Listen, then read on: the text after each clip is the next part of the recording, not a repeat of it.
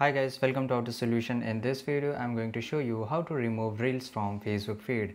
So basically we have to go into the Facebook mobile application, and here you can see that on the top side you will see two options, that is stories and reels.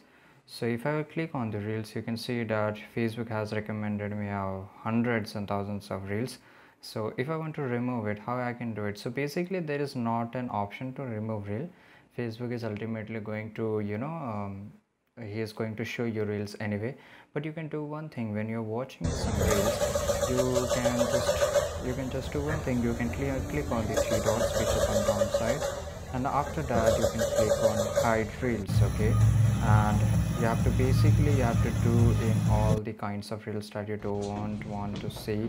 Okay, and it will send a message to the algorithm of Facebook that you don't want to see any kind of reels, and Facebook will recommend you very less kind of reels, but it will recommend you reels. So you have to deselect the reels, or you have to hide the reels again and again.